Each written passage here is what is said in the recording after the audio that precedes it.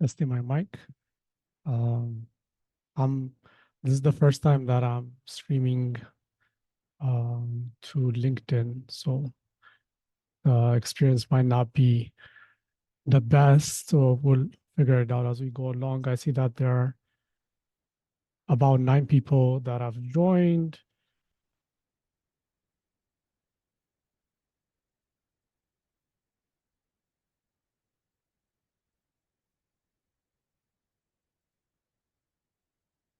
Um, yeah. So essentially, like we have a few minutes until we can get started. And what I will do is um,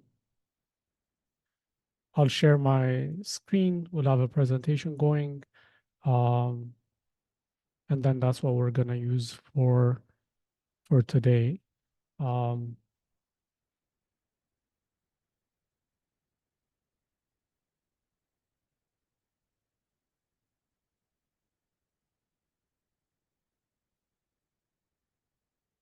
you're welcome. Daddy's doing something today. Okay.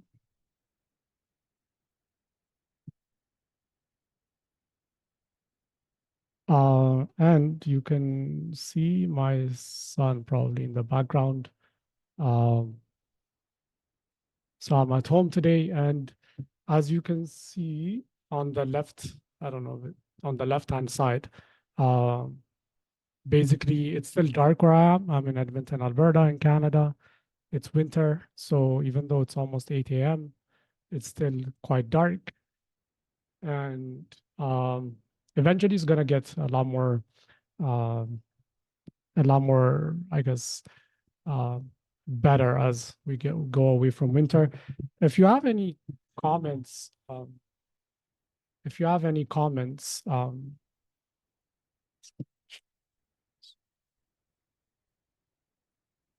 give me a second. I'm gonna.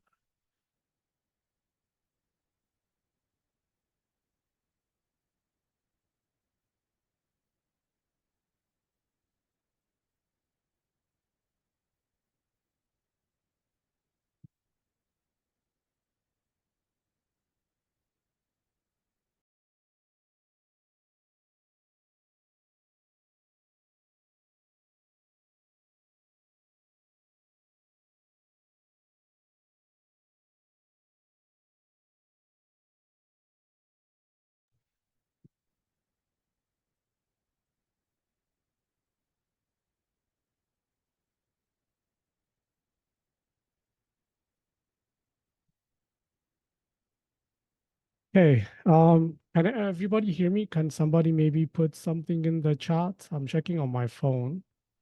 Um,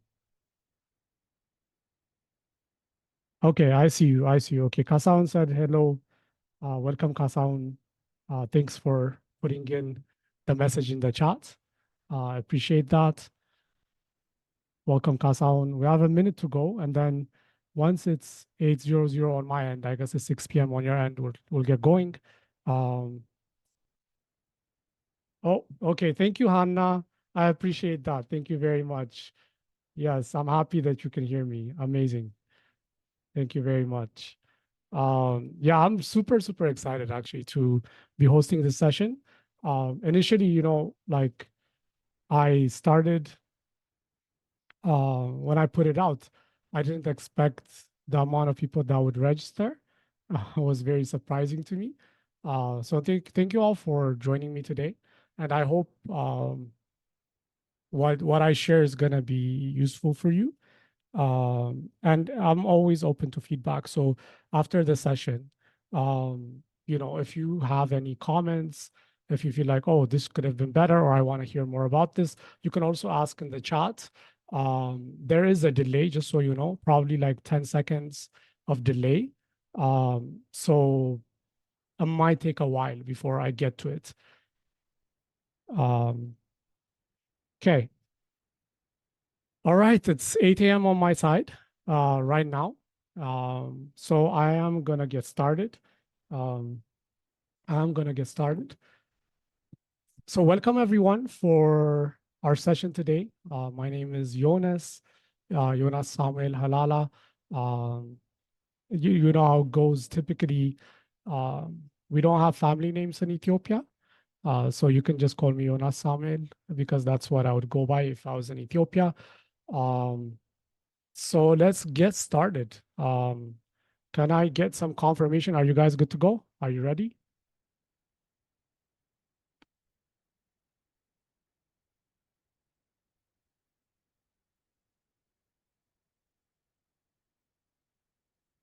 I'm gonna assume that's a yes.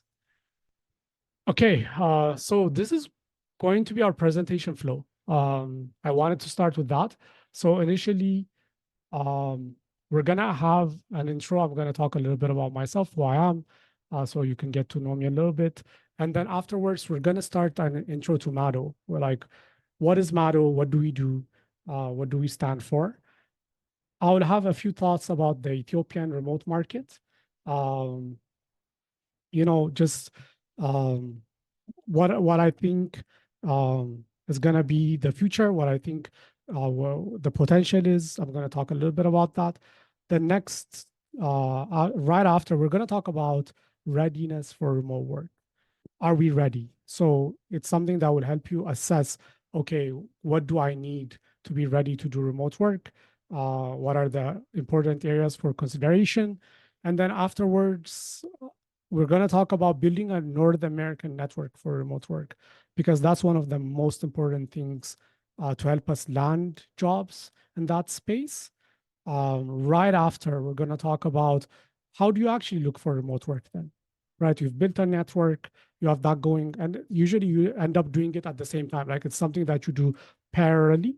Um, so how do you actually look for remote work will be what we discussed afterwards. And then right after, we're gonna let's say you landed an interview. Amazing. That's such an exciting thing. Whenever you hear back, you have an interview that's going. So now how do you interview for a remote role? And this is different from how you'd, let's say, interview in Ethiopia, because there are some significant cultural differences. And then, congrats, you landed a role. How do you keep it and prosper? Because finding and passing the interview and landing the role is one part. The other really important part is keeping the role. And there are some significant work culture differences from how we do things in Ethiopia, and we're going to talk about those so that if you actually end up finding a role, that you end up keeping it. Finally, we'll have some space for Q&A. In essence, what I would say is after every, especially starting from assessing readiness of remote work, if you have any questions, always put it in the chat and I'll always keep an eye out and I will answer questions as we go. You don't have to wait until the end. Just put it in the chat. So if I'm saying something that you have a question about, um, Nakacho is asking, can you hear guys? That is important. Can you hear me? Okay, Hannah said she can hear me earlier. Um, so is there anybody else who's having a hard time hearing me? If that's the case, please let me know.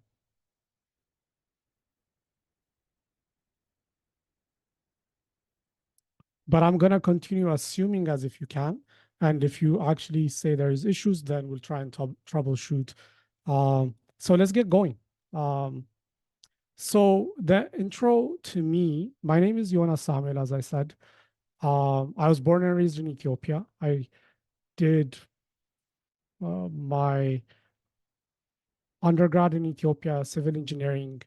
It's a while ago. I look young, but I'm not that young. And then afterwards, I was an assistant lecturer at Mekelle. So I did some level of teaching for about 2 years. And then I came to Canada to do my master's in construction engineering and management. As right after finishing that, I went. Tamazgan, thank you very much. I see your comment. So you didn't. It might be an issue on your end. So try and fix that. So basically, I came to Canada. I did my master's. I went and worked for a really big oil and gas company um, in Alberta. That's where I am. I'm based out of Edmonton, Alberta, um, as a project engineer slash kind of a project coordinator for about 4.5 years. And we started Mado probably. as an official start date, I would say last year, January, end of January, mid-February would be a good guess. And how we ended up starting Mado is I was in Ethiopia last year, say around this time, and it had been 4 years since I I had been there before. So it's been 4 years. I get to Ethiopia, and the inflation and how difficult it had been to make a living was really shocking to me. And so I partnered. So I had this idea, and I believe this was God's leading in my life, to be honest, um, to start a company where if I could find uh, clients, potential clients on the North American side, um, I could provide opportunities to Ethiopians.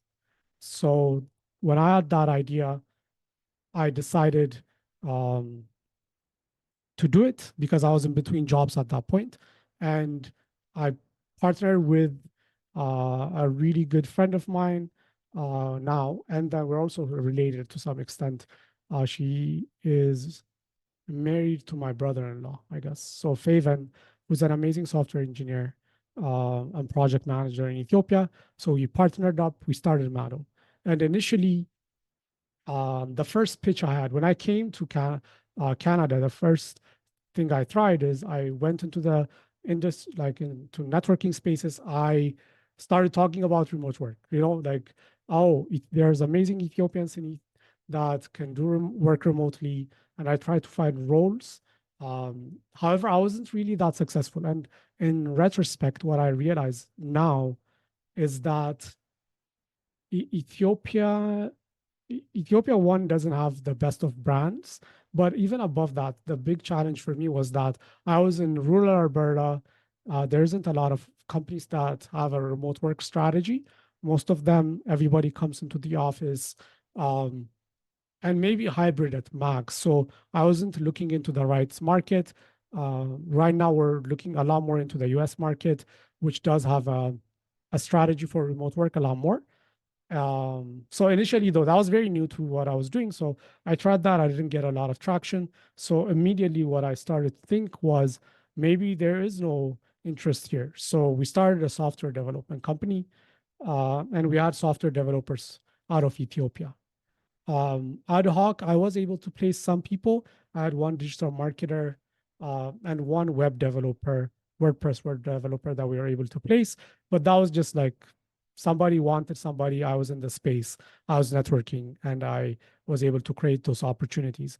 So in 2023, in the past year, I sat down and I was like, okay, how, how much opportunity did we create for Ethiopians? And when we calculated it out, it was actually a very good year for us. God helped us a lot, and we were able to create about $20,000 US dollars of opportunity. So that went directly into the pockets of Ethiopian talent. And for 2024, so after we did software for a bit, we got out of the space because one, we found ourselves um, very tied down in a sense to software projects, and people just they were there, but what happened was we couldn't scale it. We wanted to create opportunities for many talent, but we just found ourselves managing projects, and that was not what we are interested in. So we literally got out of that space and focused on talent. And with some of the talent placements that we have made in 2023, even if we don't place any more talent, and assuming that the talent we placed keep their job, um, in 2024, we are already projected for Mado talents to make about 100K, so $100,000 USD, which has been amazing for us. We're very, very thankful for this, and of course, we're looking to place a lot more talent in 2024, um, and that's what we do at Mado. So that's probably maybe a bit of a long introduction, but for so that people would know. And and I do want to make this caveat. Um, the talent we place are tend to be very, very good talent because we're not in the BPO space. We're not in the offshoring or outsourcing space. We are in the remote work space. That means In the BPO space, typically what happens is a company has um, a part of its business that it wants to outsource to a company, right? Like whether it's sales, SDR, sales development representatives, IT help desk, et cetera. What we're doing is taking Ethiopian professionals and placing them in North American companies directly. There's no middleman. There's nobody in the middle who's facilitating. So the level of competency needed to succeed in that space is extremely, extremely high. So we're the people who actually make it into Mado, it's a fraction of the potential Ethiopian talent. Um, I want to make that obvious. And typically, we go by recommendations. Um, Most of the people that we have that come into the Mado platform, they were recommended to us. And then the second thing is, if they are not recommended to us, their profile needs to be very, very strong. We look at LinkedIn profiles or their CV, and it has to be very strong in a sense, uh, even to the extent I would say a lot of them have come from the BPO space. They have experience working with foreign clients.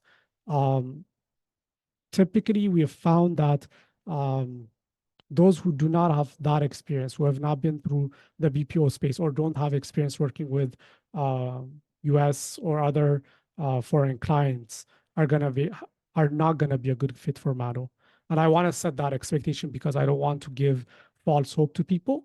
Uh, but today we're just gonna talk about you. If you're here today and as an individual, you're interested in getting into um, remote work, how do you do it? So with all of that said, um, if you have any questions, put them in the chat. I'm always looking. So we let's get started. Okay. First thing you do is you'd have to assess your readiness for remote work. Are you ready? Do you have the necessary skills and capacity to work in that space? And the first one, um, the first one that's going to be very important is, do you have the technical skills required for remote work? Are you exceptional at what you do? Um, and the reason I'm saying this is because we're placing a lot of people in areas such as software developers, digital marketers, social media, um, project managers. So your technical skill set has to be really good. And that's the first thing you should evaluate about yourself. Okay, where's my technical skill at?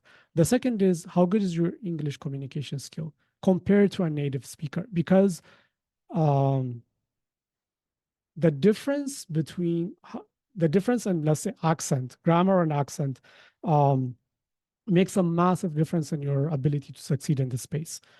And I typically have a few examples that I use to explain this. So let's say, um, you're born and raised in Ethiopia, you pick up your mother tongue very easily, whether it's Amharic or Orominya or Tigrinya or Groginya, whatever it is, you pick it up by naturally, the grammar and the accent. So I'm going to use Amharic as an example because that's the one that was my native language. Um, it's very easy to see if somebody is not a native speaker by their grammar and accent. Like let's say a foreigner, uh, somebody who is not an Ethiopian comes and learns Amharic just by virtue of his accent and by virtue of his grammar, especially if he writes and he makes grammatic mistakes. I automatically would we typically would automatically classify this person as, oh, they don't know how to speak Amharic. Um, and that's the same thing that happens to us on this side. So when a US or a Canadian or a North American um, company or people on this side, they all speak the same English, all of them. The same way that we all speak typically the same Amharic without an accent, they all speak English the same way. So when I came to Canada, I actually had a very thick accent. Even though for Ethiopian standards, my English might be very good, But when I came to Canada, everybody speaks English the same way. So you really stick out. Everybody's that sees you, um, that hears you speaking, um, is very tough. You really stick out. And I've had many, many moments where early on where people say, "Excuse me, what was that? Can you say that again?" Which was like very humbling because when I was in Ethiopia, my English would not be considered bad or not that great. It would be very good compared to Ethiopian standards. Maybe that 10 years ago. I don't think it's the same now. I think now a lot of the people that I talk to that come through Maro, their English is way better than mine. So I think Ethiopia as a country as well, their English competency has really improved in the last 10 years. I've been living in Canada for 8 years. So, yeah, my English was what 10 years ago almost. And so it matters a lot. It's not something nice to hear, but your English grammar and accent matters. The moment you make mistakes in those areas, it's going to be very difficult for you to find remote work. You might Okay, so moving on to my next topic is, do you have experience working with remote clients? Every company that's looking to hire you will always ask you this. If you ever get to the interview stage, they will always ask you, what's your experience? Have you worked with US clients? If it's a US company, they'll ask, have you worked with US clients before? So one thing I would always encourage people to do is go through BPOs, um, like business process outsourcing, the offshoring companies in Ethiopia. The money might not be great, but it's amazing experience. If you work there for 1 or 2 years, you will be ready for remote work, and you can even try and look for remote work by yourself. And it will give you a massive edge because when somebody asks you, "Do you have experience?" you can start now talking about all the experience you have, where you've worked with foreign clients, and that makes a massive difference. So that's another consideration. Are you up to date on the North American standards for your profession? That's the last consideration for readiness. And and I'm going to use digital marketers as an example. Uh, no, graphics designers would be better. So graphic designers, the Ethiopian design concept is very different from the North American design concept. The way we do design in Ethiopia, in Africa in general, is very colorful. It's very bold. It's out there. Um, Whereas in Canada and the US, um, the design concept tends to be very simple, very I don't know what the best way to describe it is, but it's very different. So if let's say you are a graphic designer, a UI UX designer in Ethiopia, and you want to work remotely, you're gonna really have to get yourself acclimated to what the North American standards are. Because with the portfolio that you have that you made for Ethiopian companies and they're happy with, it's not gonna work in North America. It's not gonna look good at all. So you have to look at portfolios of people in North America, understand what that looks like, and then put effort in to fill the gap. So, in saying that, since we've kind of finished the first section, assess readiness for remote work, are there any questions? So I'm looking at the chat right now. Um, I know there's probably like a 10-second delay, so I'm gonna wait for a bit until you guys type in, and then I'm going to answer those questions before we move on to the next stage. And also, please let me know, like, is this what you're expecting? Is this what you're hoping for? Is the content, is what I'm sharing, is it useful to you guys?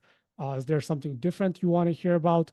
Also put that in the chat. If you think you're happy, just give me a thumbs up or something so I know um, the, that I should continue in this direction.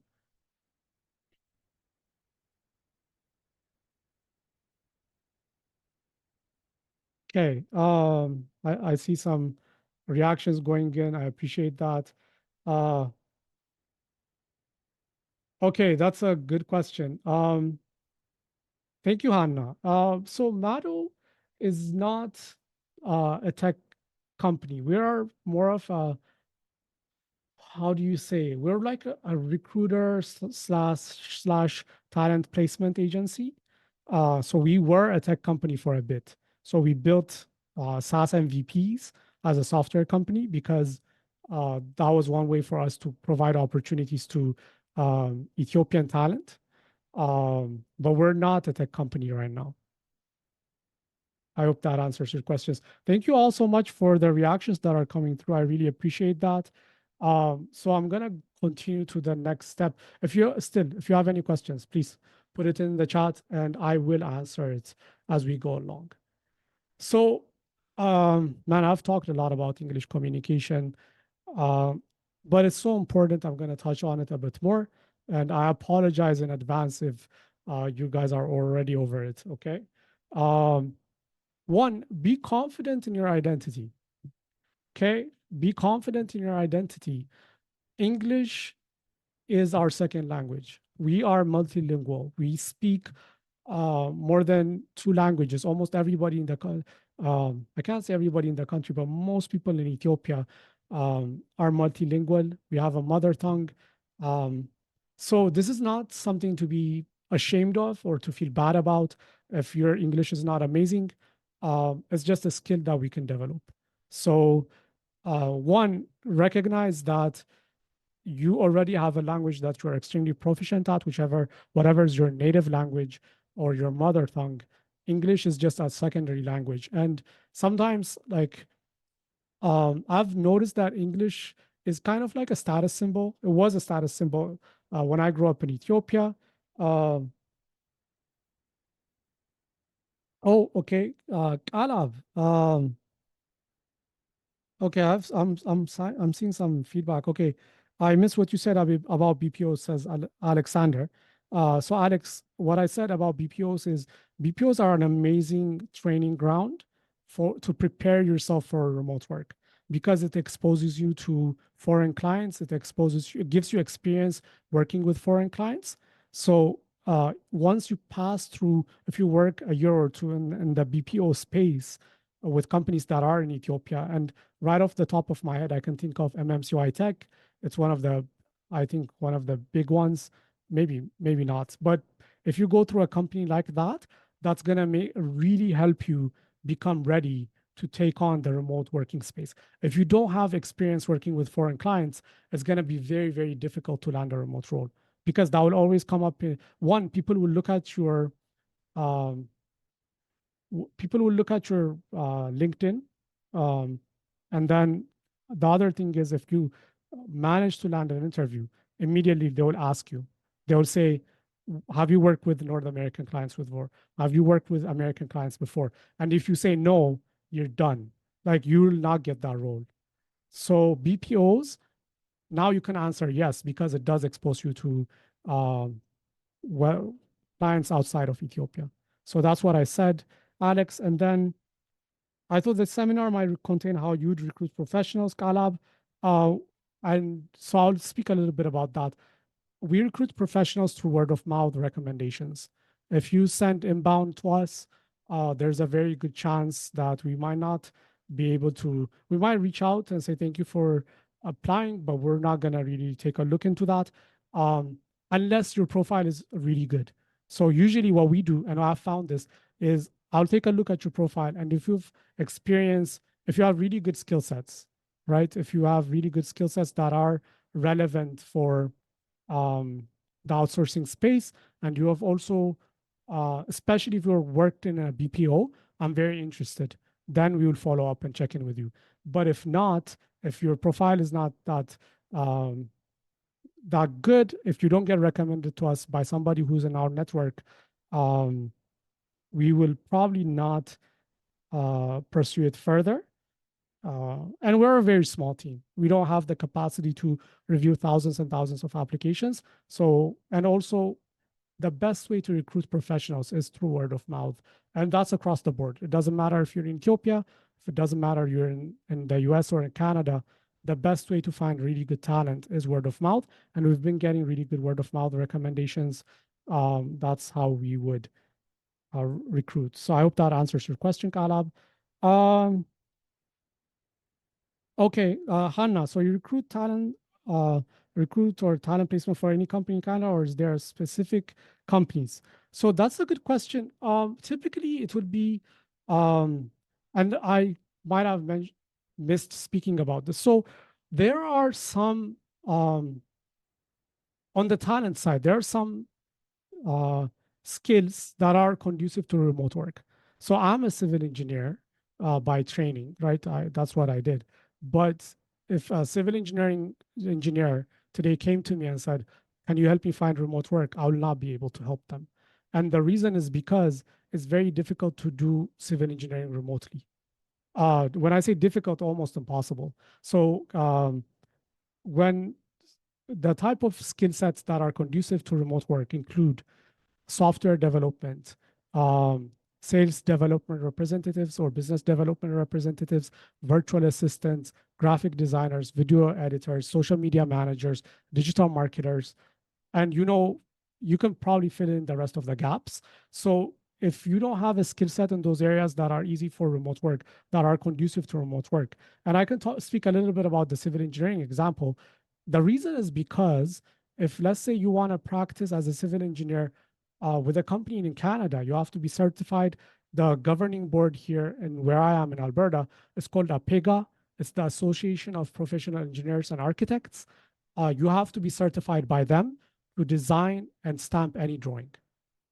So, and also the design is different. For example, the house we live in, um, it's the timber construction is the main approach as opposed to concrete construction. The standards and codes are different.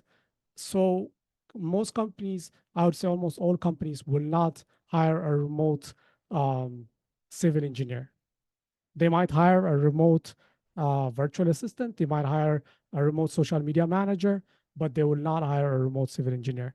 That's the same for doctors. That's the same for architects. That's the same for a bunch of other skill sets. So that's a good thing to bring up. So if you are looking into getting into the remote space, you have to know, is your skill set conducive? And if it's not, you have to go and learn something that is whatever your interest is, rank it like what do I like doing, and then pick up a skill set in that so that you can do remote work.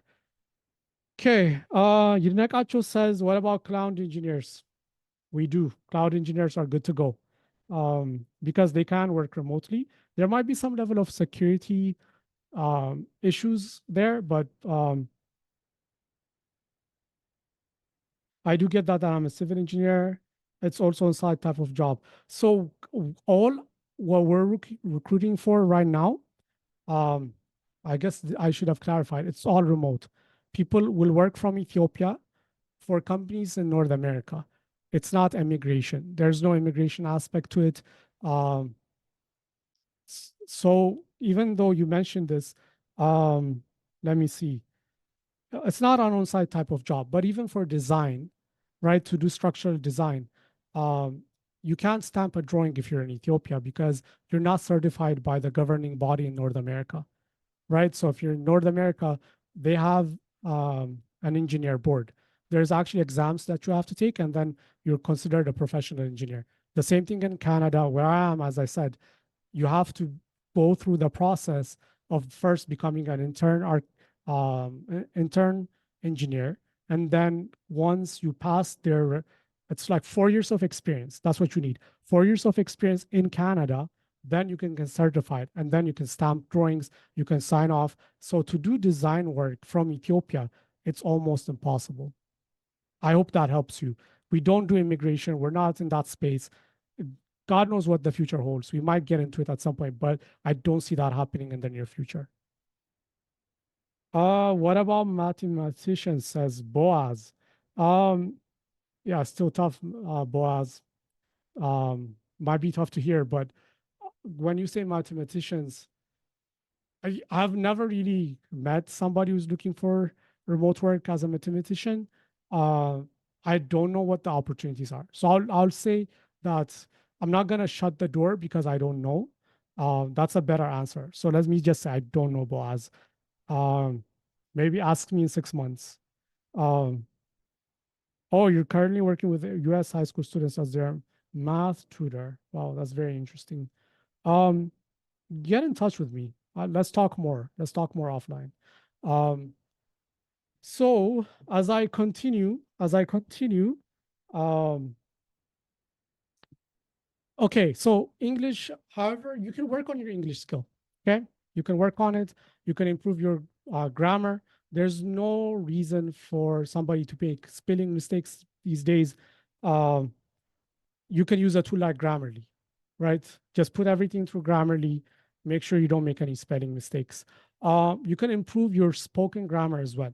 So one of the things that I've noticed, and some of the because I've done interviews with quite a few talent in Ethiopia, sometimes we use plural um, spaces that we should use singular, and that makes like it's very jarring to anybody who's in North America. It's a big mistake. And just to give you a good example, and I don't know how many of you speak Amharic, so I apologize if you don't. Um, ለምሳሌ um, አንድ በሮች አየኋቸው ቢል የሆነ ሰው you do automatically says this person does not know how to speak Amharic አይደለ? Because we're not using that person is not using the right singular and plural. If a person says አንድ በር አየው, perfect. አንድ በሮች አየኋቸው ቢል doesn't speak Amharic very well. That's the same thing with English. When you make a mistake in your spoken grammar, when you make singular, plural, and plural, singular, it's very jarring. So you have to fix it. And if you don't, you won't find remote work with, well, I can't say you won't, but it's going to be very difficult. And I want to be honest with you. One of the people that I gave this feedback to, one of the people that I gave this feedback to, one thing that I really appreciated, she actually found an AI tool that would be conversational, right? So that would be conversational. It would, when she speaks, it will talk back to her and then it will tell her all the spoken grammar mistakes that she has made so she can fix it. It is something that you can fix. It's going to take a lot of effort, but if you're interested in finding remote work, that is an area you'll have to work on. If your spoken grammar is not really good, if it's not perfect, you'll have to work on that. And unfortunately, our education system doesn't do a really good job of focusing on those areas unless you went to a private school uh, or one of the really top schools in Ethiopia. Most of the public schools, they don't do a good job. I've noticed. Maybe some do. Maybe I'm judging. But what I've noticed some people that I've talked to, that is one of their challenges. And you can also work on your accent. The more native or American sounding it is, the more opportunities you'll have. And I say that even as a person um, living in Canada, uh, I still have an accent. And because of my accent, I would estimate I lose from 15 to 25% value in terms of salary because of my accent. If I could fill that gap, I could increase, if I went and found a job, I could increase my pay by 15 to 25%.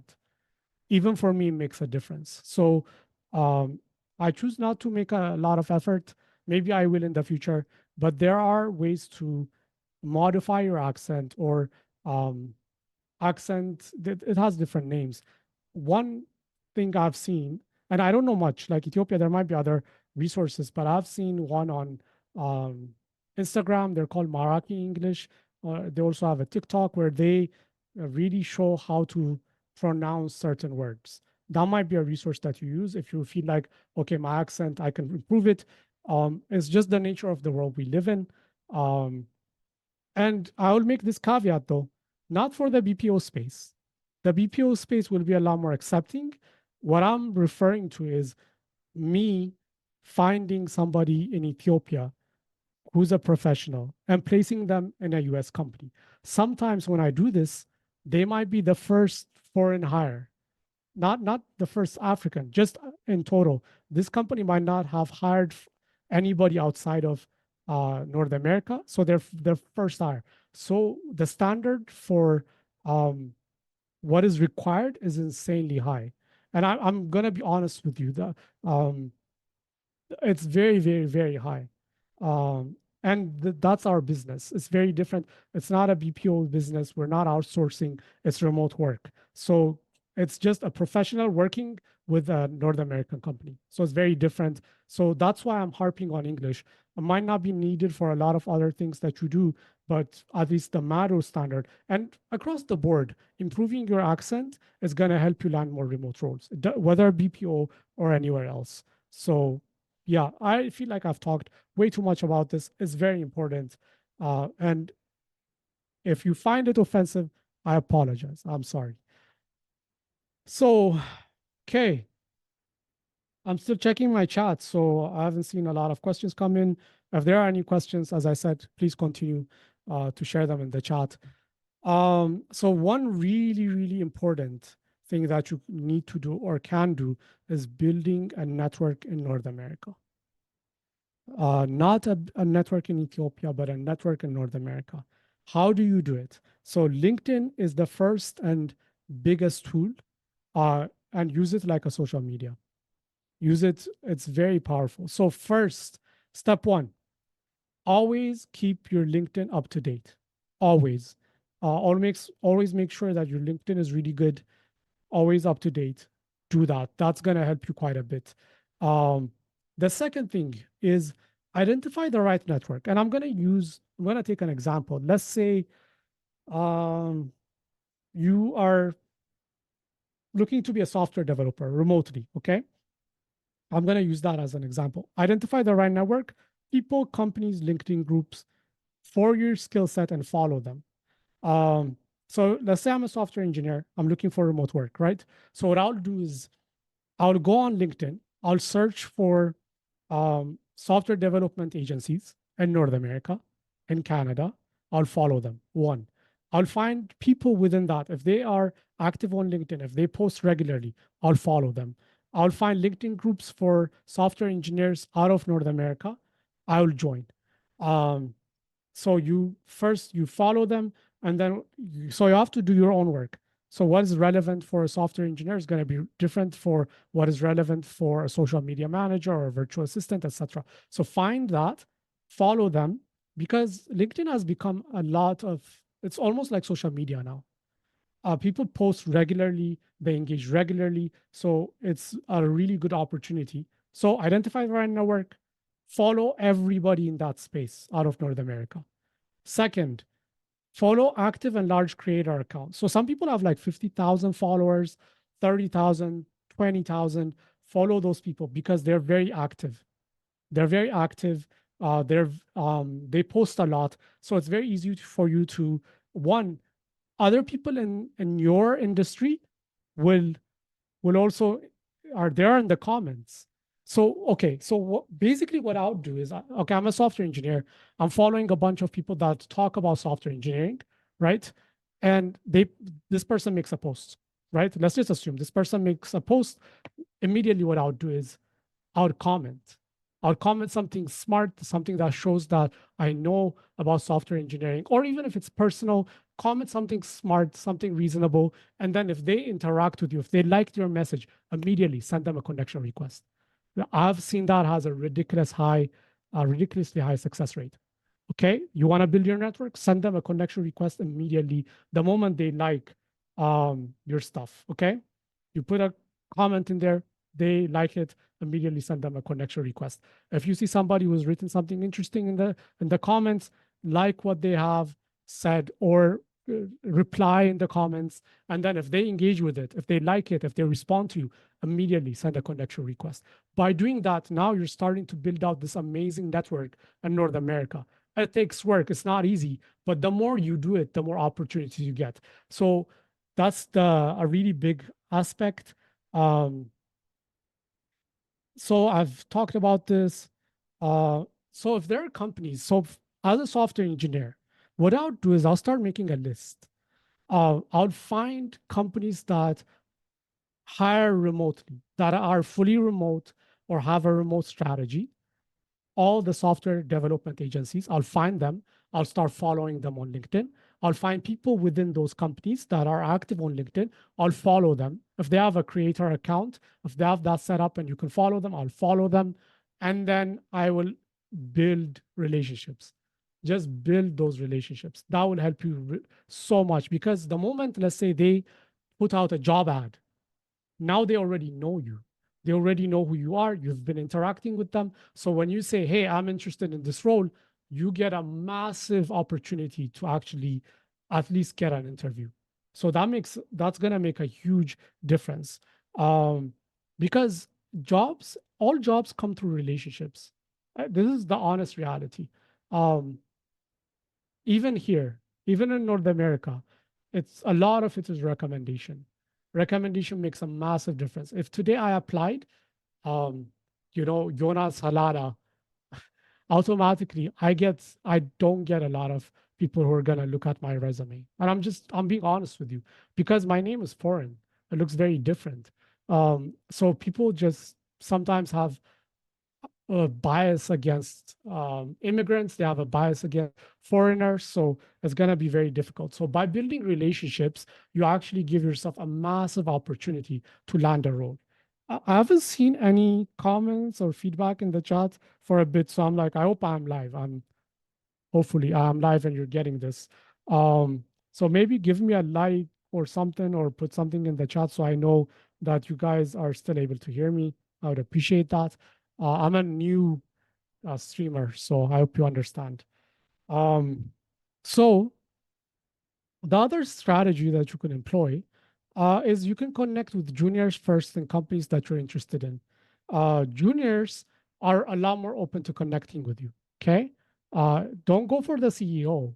The CEO is not going to connect with you first. So first, if you connect with juniors, what will happen is down the line, if you're connected with a few people in the company, you can actually connect with the CEO, because what will happen is the CEO will see this person is connected to 10 people that you already know. And they're all people in his company. So he feels like, oh my God, this guy has a connection here. He knows a lot of people. I'm going to connect with him because it seems he's related. He has a good relationship. So it's a trick, but it helps. So you can game the system a little bit. The other thing, a superpower move, create content on your industry.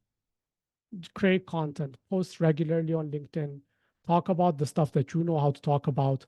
That's going to bring you a ridiculous amount of opportunity. Leverage video. Video content is extremely powerful if your English is good, especially.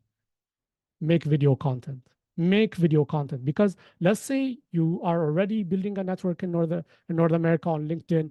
Um, the first thing, let's say you apply for a job, the first thing people will do is they're gonna come and check out your LinkedIn profile. But imagine if you have a video of yourself talking about an area, like let's say I'm a software engineer in the previous example, and I'm talking about coding or React Native in a very smart way. I'm making a video and I post it. They see that video, that's going to give you such a massive opportunity. So create content on your industry. Video especially is ridiculously powerful, because when people think of our country, so for when people think of our country, um, the the image we have on a global scale is not very good.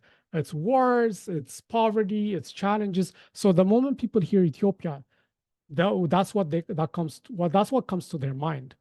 So you have a big mountain to climb. So to overcome that mountain, you have to create content that shows the opposite, right? So that's one of the reasons we've succeeded as in Mado, is because we make video, we make podcasts, we make video on the back end, and we show it to potential clients. We're like, okay, look at this person. And most of them, they're just like, what?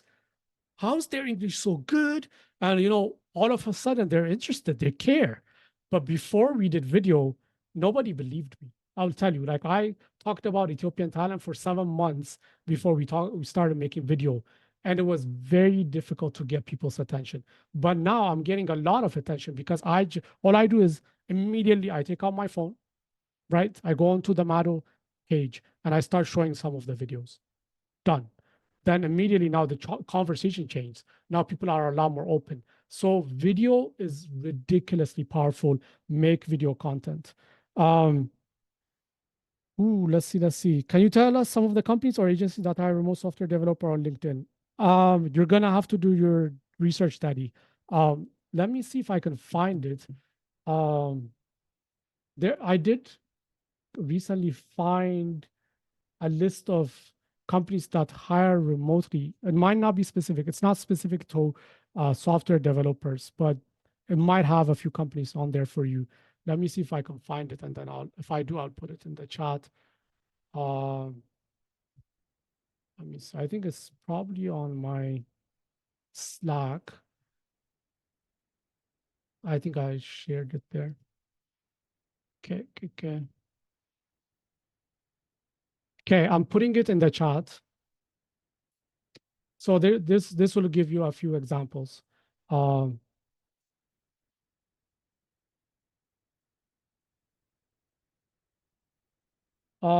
Come on. I don't know. For some reason, I'm not able to post it. Post it, please. Okay, I did post it. Perfect. Okay. So that will give you, but use Google, okay? Use the power of Google. Do your research. You will find them. Okay. You will find them. It's so this is just one I found from a simple Google search. So it's a list of companies hiring remotely. You can take a look. There are, I think, a few software development companies, but this is something that you need to do by yourself. Do the work. Use Google. Information, every information is widely available. Widely available. Um, okay, I hope that answers your question. Thank you, Alex. I appreciate that. Um, Okay, so moving on. Building another, it's continued. Building another, okay, another is networking on forums. Okay, Reddit, Slack communities, Discord communities, LinkedIn communities, Facebook groups, everything for your industry as a software engineer or developer. Get in there. Okay, get in there, get in the mix, um, join, comment, on posts, ask questions, and use forums to learn. Like, let's say you're working on a software development project. I'm using the software example, and you have a question about code. Go to Reddit, find these groups for software engineers, software developers. Ask your questions. People will respond to you. Let's say they'll give you. They say, "Oh, this is how you do it," etc. Now you've learned, but then immediately after, send them a message and say, "Hey, thank you for helping me. Can I add you to my LinkedIn network?" and um, and then most people will say yes. Now you've got another connection in your industry from North America. You are already on your way to building your network. So use it the same as you would LinkedIn. Use it as an opportunity to continue building your network, to learn, an opportunity to learn more about your industry, to learn the North American standards for your industry. So, and one thing that's very common out of North America, people are so helpful when you ask questions. People will give you feedback, they will help you connect with them afterwards, build relationships. The larger your network is, the more opportunities you'll have. Okay, next one. Okay, oh, let me check the chat. Let me check the chat, my friends. Okay, nothing new has come through, so I'm gonna continue. Um, Oh, I'm gonna stretch a little bit though. Okay, perfect. So, okay, looking for work. Um, how do you look for work? So, to find remote roles to apply to, you can use filters on LinkedIn. Okay, and always be on the lookout in your network for companies hiring. Ideally, if you already did what we talked about in the previous step, you will get those notifications because you're already following these companies. So when they post a job, it's going to show up in your feed. And if it doesn't, you can still search on LinkedIn. You can put hashtag hiring Quora. Alex says Quora is also very helpful. Thank you. That is very true. So add that to your list. Um, so when you're doing this, you can use the hashtag hiring to filter. You could, and one really good one is global, worldwide is the filter for remote work. So if you use worldwide, that's going to really help you narrow down which companies are willing to hire worldwide. The other thing I would say is if you see a job post, ask in the comments, say, hey, is this job open to global remote talent? And they'll let you know. Sometimes they'll say, no, it's US only. Don't waste your time. Move on. Um, apply. And just to give you maybe like Mulwork, I think you were leaving. Thanks for joining today. I appreciate that. I appreciate you. Thank you. So and in some cases, one thing we did actually, where we're doing for some of our Mado talent is when I see a job post, if I'm already connected and I've built my network and I've been doing this, what I'm telling you, I'm already doing it. So one thing I did was recommend the person in the chat. I just went in there and said, at so and so, I think you're going to be a really good fit for this role. And because of that, the person hiring one knows they're already recommended. When they applied, they submitted a really good video. They actually are interviewing today. So it is possible. You have to be really good as a talent, but the power of LinkedIn, the power of networking is very, very important. Um, I know we're pushing up against time. I'm going to continue. I'm not going to close it at the hour. I'm going to continue. If you can spare the time, you can. And if not, and you have to leave, it's totally fine because the recording will be available. You can come watch it at some later time. But I will continue until I answer every question and I'm through with my presentation, just so you know. So I'm not going to close it off and end it at the end of the hour. So once you find these roles, apply for them. Always send video when you can if you're confident in your English. Otherwise, send a portfolio. If you're a software engineer, send your GitHub. I think it's GitHub. Send your GitHub link. Okay, your portfolio on GitHub. Send it so that they can see that you've done projects before, that you know what you're talking about. Always do this. You have to showcase your skill set. Yeah, so I talked about this already. Remote first or remote only companies. There are global remote first companies, and I've some of the companies that I sent earlier are in that. Some of the other ones are off the top of my head. Deal is one. I'm putting it in the chat. Um, what else? Man, there's a few of them that are global, that are remote. The challenge with those companies is they're ridiculously competitive because everybody in the world wants to get in there because they already hire globally. So, but you can try, follow them, try your best. Um, who knows? You might land a role. So it's always worth trying. Finally, keep trying. Finding a job is hard, and I'm not saying this even for, I know out of Ethiopia it's even more difficult to find remote work, but even in Canada, like today, if I stopped what I'm doing and I started to look for a project coordinator, project manager role in Canada, it would take me a minimum of 6 months, if not more. A lot of people, it will take up to a year to find a job. That's how it is, even in North America, even in Canada. It's very hard to find a job. Don't be discouraged. Keep trying, okay?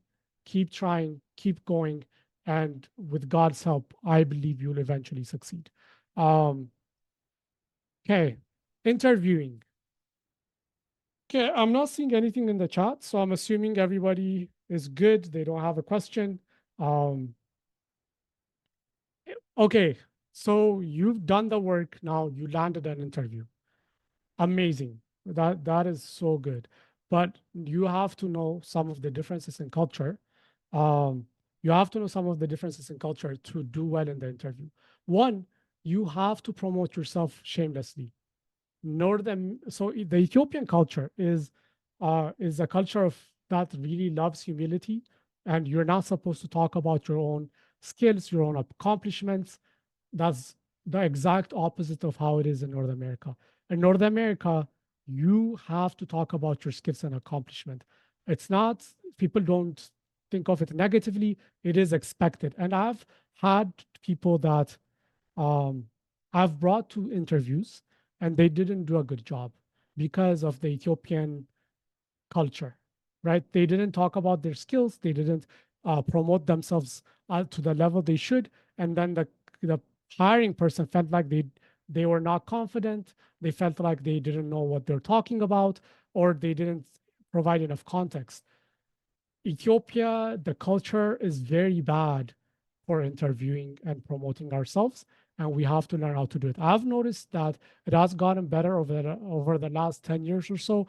I do find people that will speak about their skills, they'll talk about their expertise. If you are going to have an interview, if you don't promote and showcase your skills, you are not going to find the role. You're not going to land the job because everybody else that are interviewing, they are promoting themselves. And if you don't, you you will be at the bottom of the pile. You'll be at the bottom of the pile. So talk about your skills, speak up and take space, voice your perspective. If you can do something, say you can do it. You know, in Ethiopia, it's like, oh, inti ትችላለህ? ሞክራለሁ. That person is an expert. Why are you saying ሞክራለሁ? That's just our culture, right? But everybody understands. Like, it's a very different culture. In North America, if you know something, you say you can do it. And don't stop there, explain in detail with examples. So let's say somebody asks me as a software engineer, I'm using that as an example. Do you know how to code in React? I wouldn't say yes. I would say yes. And I have done this project, use project. I've done 3 projects using React. And in one of the projects, what I did was blah, blah, blah, blah. And then during that process, of course, and this is what I like about React compared to whatever, blah, blah, very acceptable. You can talk deeply about your expertise. That will help you immensely in landing the role. Okay?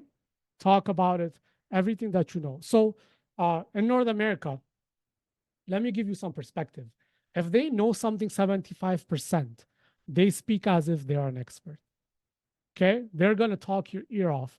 They're going to just expand what they know and just go for it. 100% is like, don't even think about it. If they know something 100%, they're going to spend 10 minutes talking about it. If they know it's 75%, they'll talk as an expert. If they know 50%, they'll say, I'm pretty decent. I'm pretty good at it. I know how to do it. If they know 25%, they say, I have some experience. I've done somewhat, I'm not an expert, but I have some experience. If they know 0%, they say they're a quick learner. They don't say no, then they don't say no. What they say is, I've not really had an experience with coding in, I don't know, some random language, C sharp. Uh, but I'm a very quick learner. And they'll transition into talking about what they've learned, how they love learning, etc. So very different from our culture. If you're gonna succeed, you just have to play by the rules, just so you know. Okay, you landed a role. Amazing. Amazing. A thing to celebrate, right? But now you have to keep the role. Okay, you have to keep the role. And there are some big differences between North American and Ethiopian culture. One, not knowing is not a sin. Not learning is. Okay, not knowing is not a sin. In Ethiopia, if you don't know, sometimes people feel shame for not knowing. Our education system is a bit like that. It shames you for not knowing something. It's not in North America. The real big issue is if you don't learn. If you don't know, ask. It's totally acceptable. People are happy when you ask. Um, People are love it when you ask. So just ask, and then they'll teach you, and then now you know. The other is do the last 5% always. Our culture tends to do stuff to 85, 90%. ይህን ያህል ከተሰራ ይበቃዋል አይነት attitude አለን.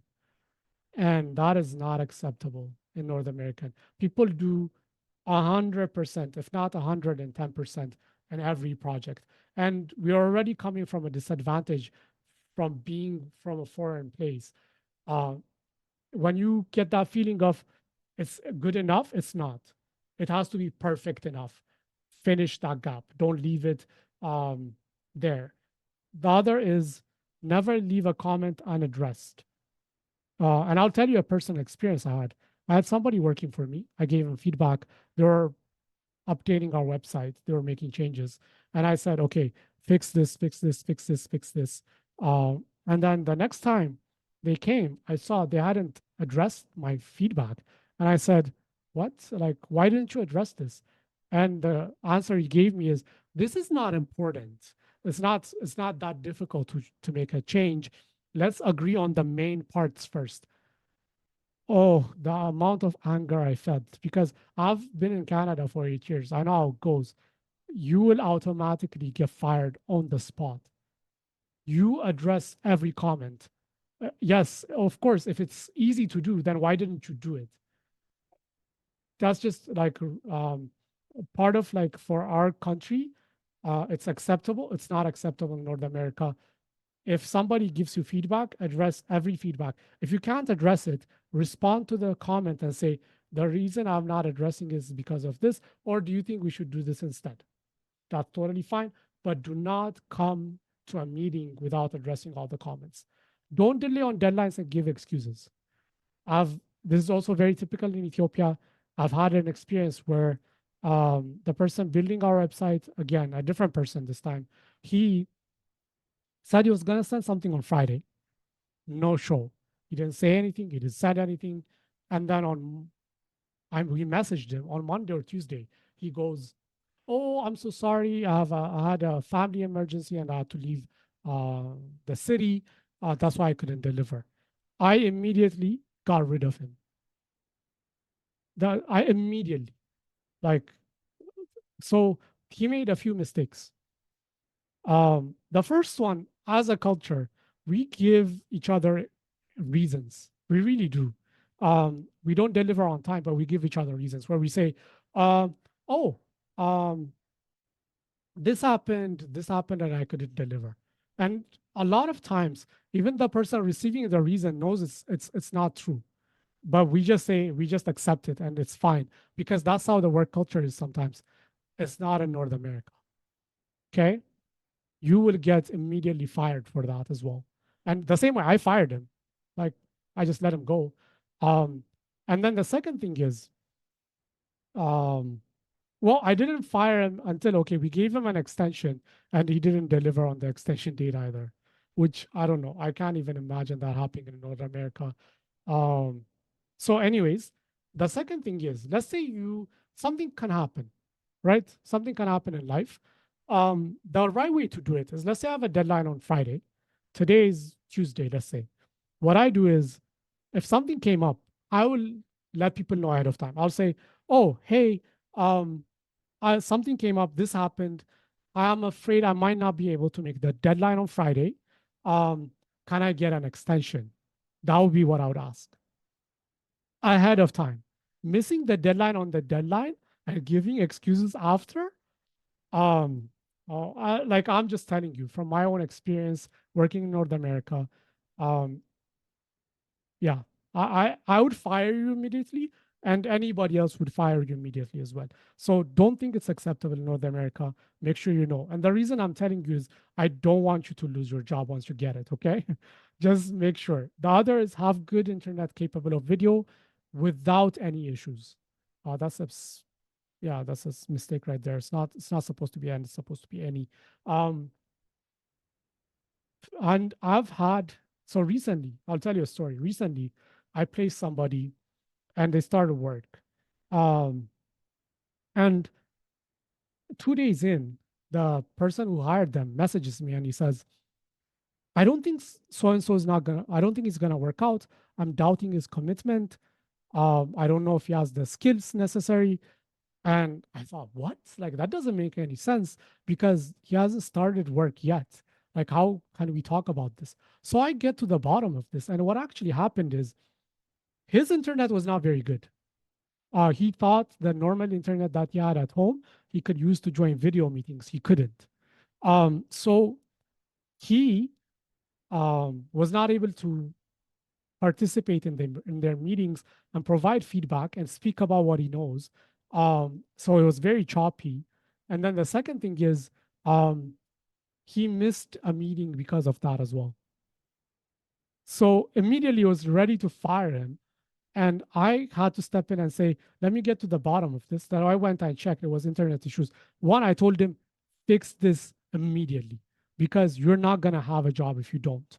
And he did, which was good.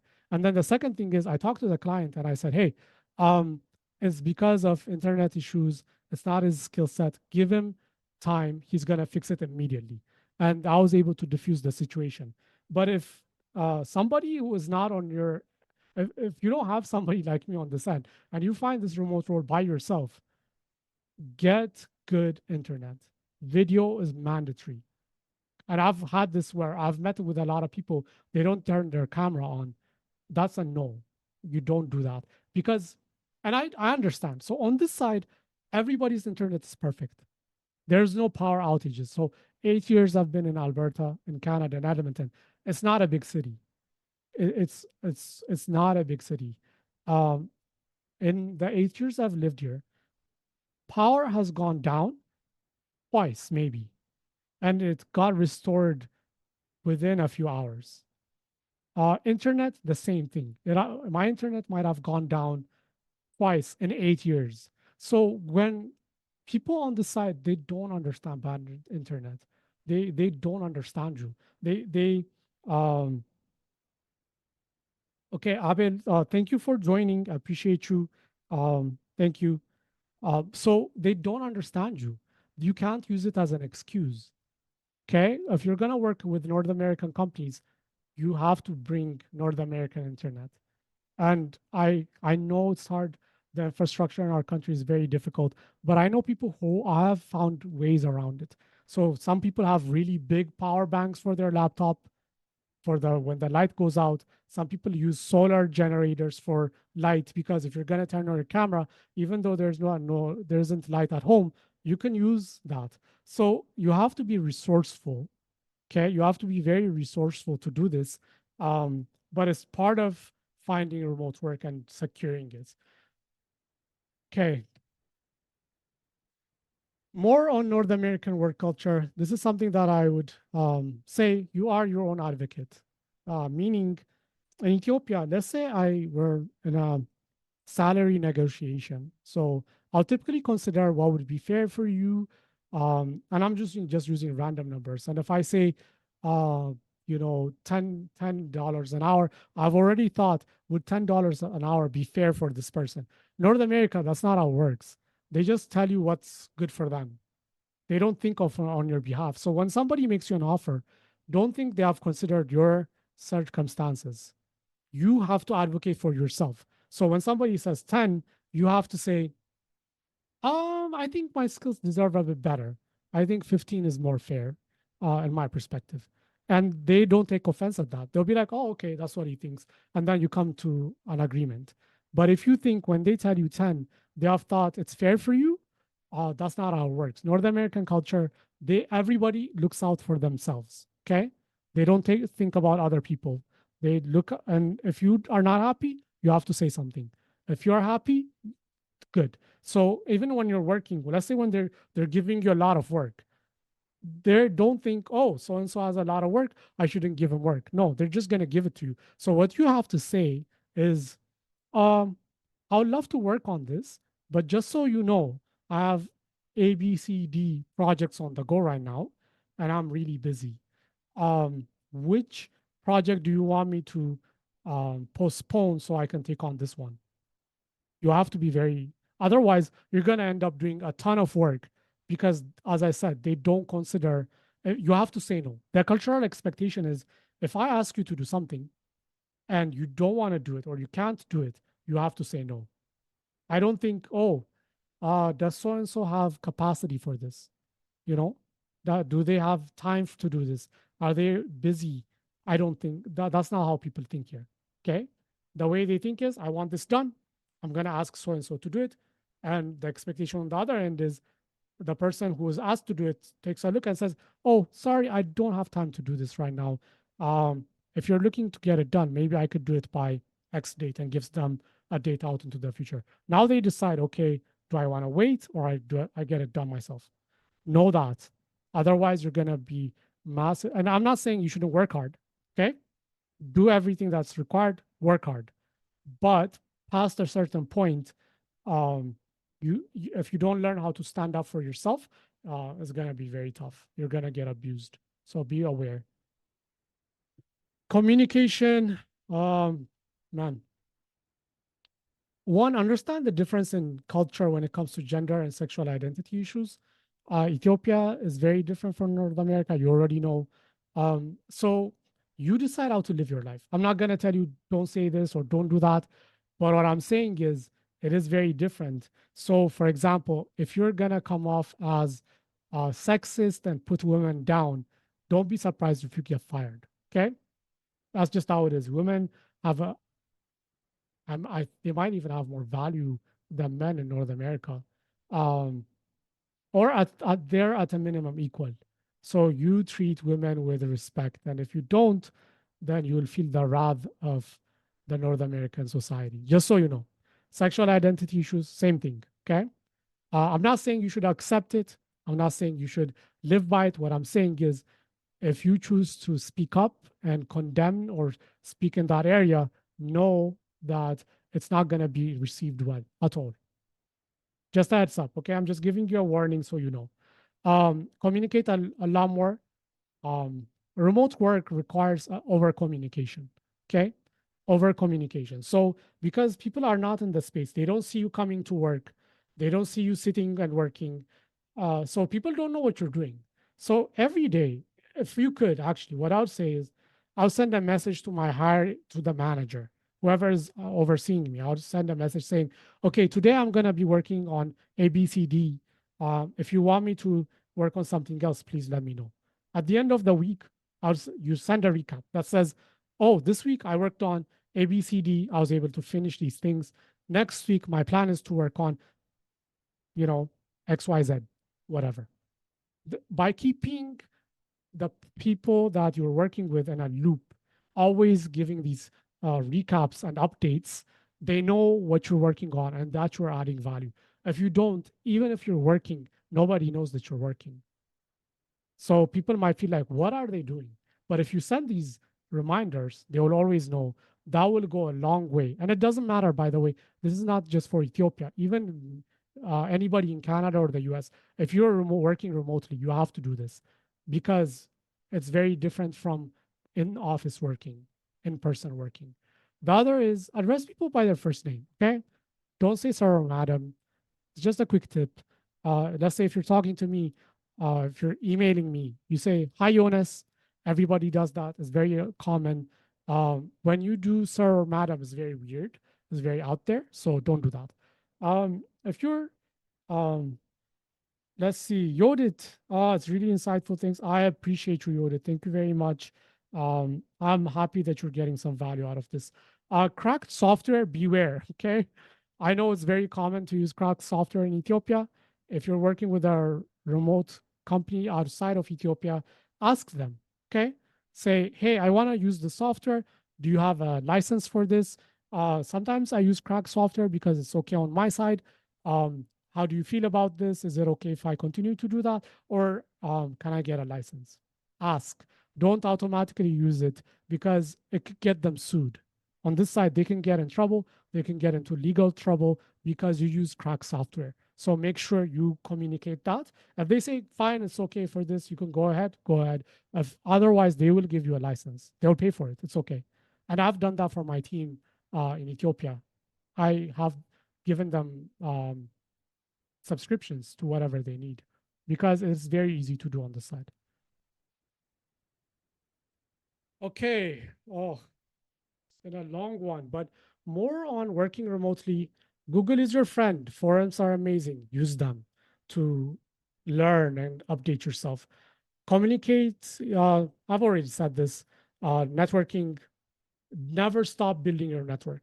Always, even if you land a role, continue to build it. It will serve you extremely well whenever you need it. Continue to interact, continue to connect. Always, always build your network. Be punctual with deadlines and meetings. I've already said this. Continuous education, stay updated. Always, always, always in your industry. So you're always ahead of the game. Don't be left behind. Plagiarism. Oh, that's a big one. Don't, okay? you will get into trouble for plagiarism, especially if you're producing technical things, things that go into publications. Be very careful. When I say plagiarism, use your guidance, use your wisdom. I'm not saying like don't read articles online or don't use some of the content in your own words into whatever you're doing. What I'm saying is, if you're producing something that's, let's say, going to go into a company website, you're a social media manager, for example. If you copy an article word for word, and you post it, it's a blog post, and you post it, guess what? You can be fired for this. People who, let's say, the owner of the blog post, if they see it, they can sue the company that you represent. So it's very serious. So be careful about plagiarism. For anything that you're publishing, for anything that's going out client facing, be very careful. Be proactive, don't wait for work. Let's say you're working remotely, um, there's nothing on the go, right? There's no work right now. Don't wait. Just message your manager or message the person that's overseeing your work and say, hey, right now I don't have anything on my plate. What can I work on? Don't sit around. Okay, be proactive. That's a Not doing that is a very easy way to get fired or let go. Clarify expectations. Let's say somebody tells you, okay, I want you to do this, and you don't understand or you don't have clarity. Ask clarifying questions. Say, oh, I see that you wanted me to work on project A. Do you want me to do this or that? Um, or you can say, I'm not really clear on the expectation. Are you looking for this? And then they'll tell you, they'll be like, oh, yes, go ahead and do that. Or no, what I'm really thinking is if you do A, B, and C. And if it's something new and you don't know, ask. Don't go and waste a lot of time and come back or come back and do something that they were not expecting. Clarify expectations. If you know what they want, just go do that. Oh, we're done, my friends. We're done. We're at the end. So, as you can see, I've put my QR code for my LinkedIn here. I live by what I say. I am always building my network as well. So this is my QR code. You can find me on LinkedIn, Jonas Samuel Halala. Send me a connect request. I would love to be connected. I'm always happy to build my network. You can you can scan the QR code as well. I didn't put any information for how to get in touch with us here because, as I said, we just take word of mouth recommendations for the most part. Feel free to reach out to us. It might mean that we don't get back unless your profile is really, really good. And if it is, we'll probably get in touch. Okay. And I'm not being honest because the people that we place are directly into North American companies. So the level of English and technical skill required is extremely, extremely high. Um, and maybe in the future, as we grow as a company, we might do something different and expand the talent pool that we take in. But right now, this is what it is. So just so you know. Okay, well, Q&A time. So if you have any questions, now's the time before I close it off. Yes, you can proceed to your questions. I'm ready. Any question. It doesn't matter what it is. I'm open to it. How can we connect and discuss? Send me a message on LinkedIn, Boaz. I already know who you are. So connect with me on LinkedIn. Okay, Tito, very thankful. I will accept your connection request. Um, Anybody who sends me a connection request out of Ethiopia, I connect with. Um, you feel free to send me messages. I'll take a look at your profile, but I might not follow up if I don't feel like you have um, the kind of requirements we're looking for. Mado, I will not follow up. We will not follow up. I apologize in advance if that's offensive to you. But if it's good, especially if you have BPO experience, I would be happy to connect. We will follow up, and you will at least get an interview from us. There's a very good chance. And then if you're gonna be a good fit, you will be able to join Maro Talent. So there you go. I'm waiting for questions. So if there's any more. So what online free certification program to get those skills you have mentioned earlier? Um, so here's what I would say, Hannah. Go use Google. So for you, uh, Google does a lot of. Let's say you wanted to get into digital marketing, okay? Then there are a lot of resources coming out of HubSpot. There was a lot of present like good things coming out of Google. There's a lot of good things. So you will find some free resources, okay? You will find some free resources, but also if there is a way for you to get paid once as well, or whether it's on LinkedIn, uh, whether it's on, um, man, why is my mind going blank? There's a few of them. Coursera, whether it is um, Udemy. Okay, Udemy is another one. Um, they are paid, but I would say is if you have relatives out of the states, ask them to pay it for you. It's like $20 for a course. You just ask them. Don't be shy. Ask them, I want to learn this, pay for it.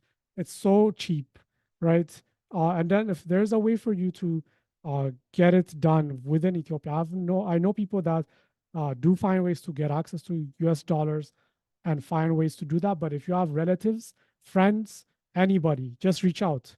Hey, I'm looking at this course on Udemy. It's $20. I'm trying to get into the remote working space. Can you help me? Can you buy this for me? I would really appreciate it. And a lot of people would be willing to help you. So that's what I would suggest. I hope that's helpful. Um, Thank you, Alex. I really appreciate it. Yeah, thank you for joining today. I appreciate that.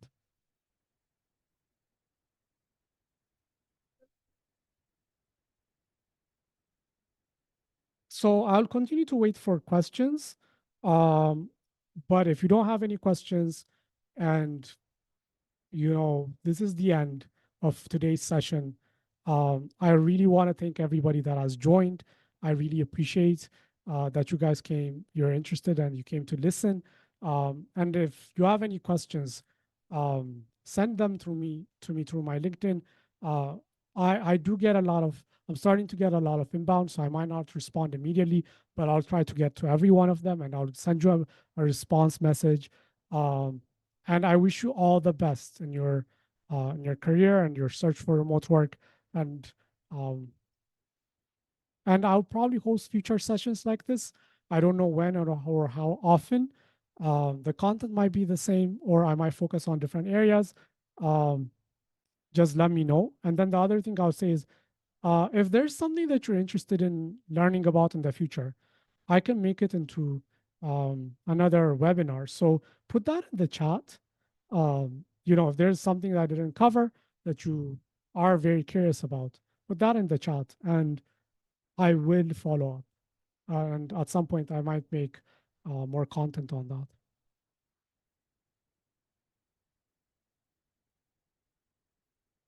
Thank you, Hannah. I'm happy that was helpful to you.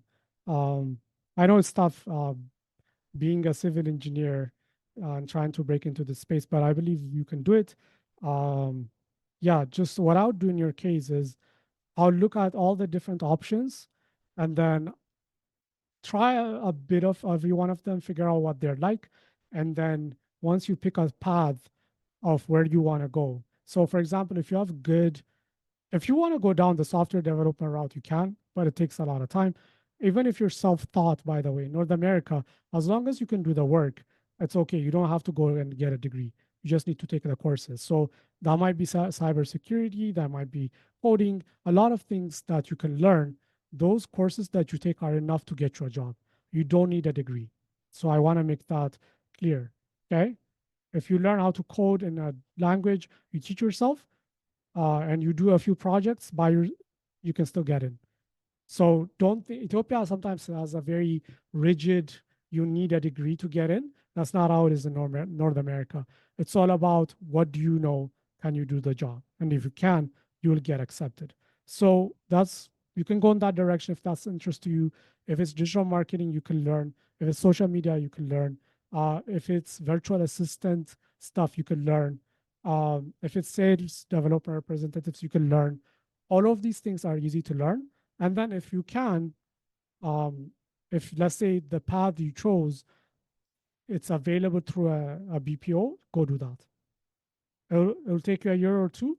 By the time you come out, you're gonna be in a much better place. And uh, if you actually do it, even if you send me a message down the line, if you have that on your resume, there's a good chance I might be able to help you as well. Okay, I don't see any questions coming. It does seem like there's still 14 people in the session. So um, if you don't have any questions, and this is the end, so we're done for today. I'm still waiting to see if there's any more questions because I'm happy to answer them. I will give it probably because I know there's a delay. I'll give it another 30 seconds and then I will end the stream. Thank you very much again for joining. I really appreciate it.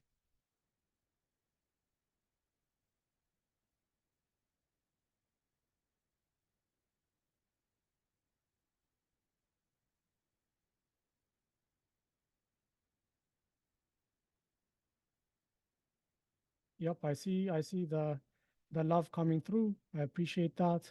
Thank you very much.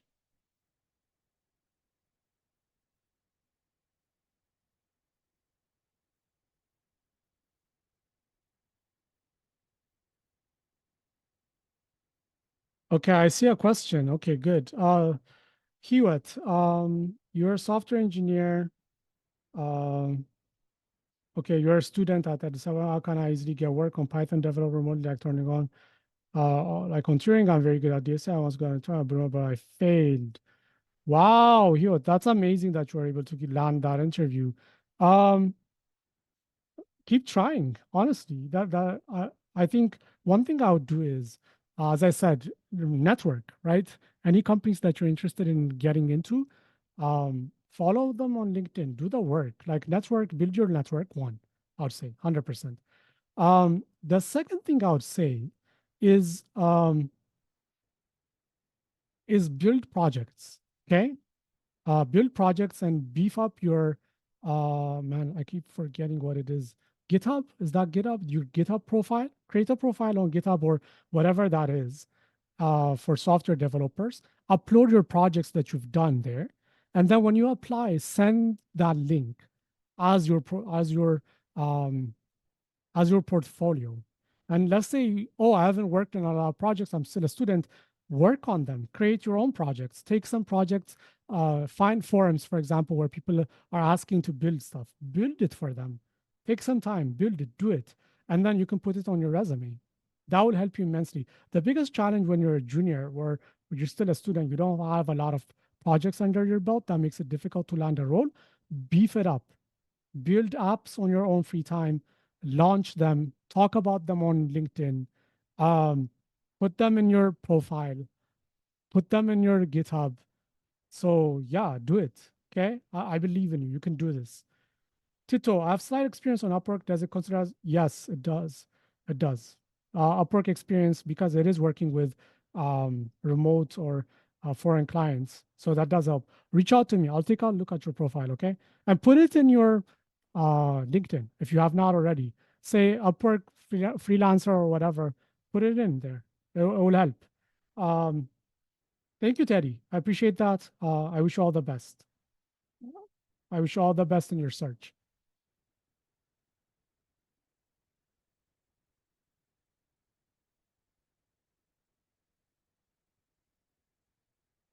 All happy. Every question you have, I'm here. I'm not going anywhere. If you have any questions, I'm gonna be here until all your questions are answered. I will not close the stream until they are. So whatever question you have, please, I'm here. So feel free to send it. Okay.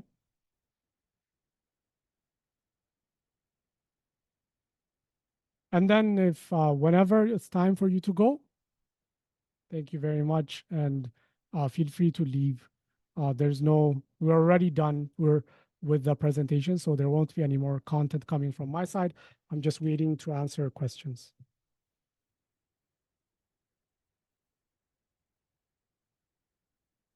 Okay, Yeah, so as I said to you, send me a message. I'll take a look at your profile and I'll give you feedback if it's a fit for Nado. And if it's not, I'll tell you what the gaps you need to fill are, so that you can address them, and then you can come again. We can chat again.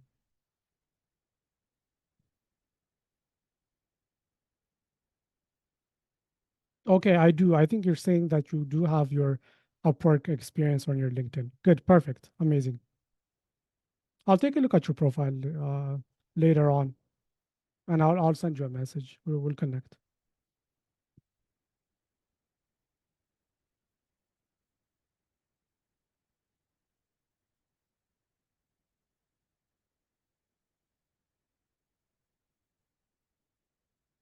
Okay, nothing is coming in. So yeah, 30 seconds probably, and then I'll close the stream then.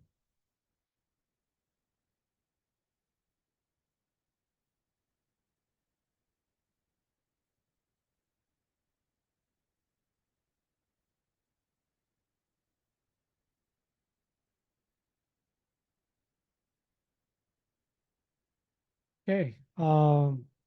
So thank you everyone that joined our session today, our webinar today. Um, was I hope it was somewhat useful to the people that attended.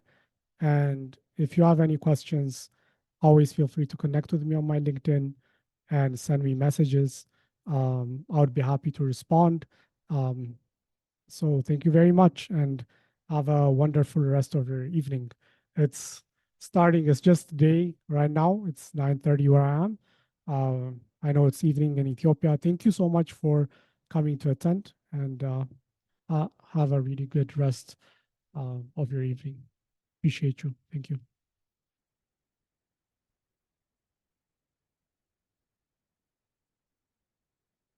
Oh, oh,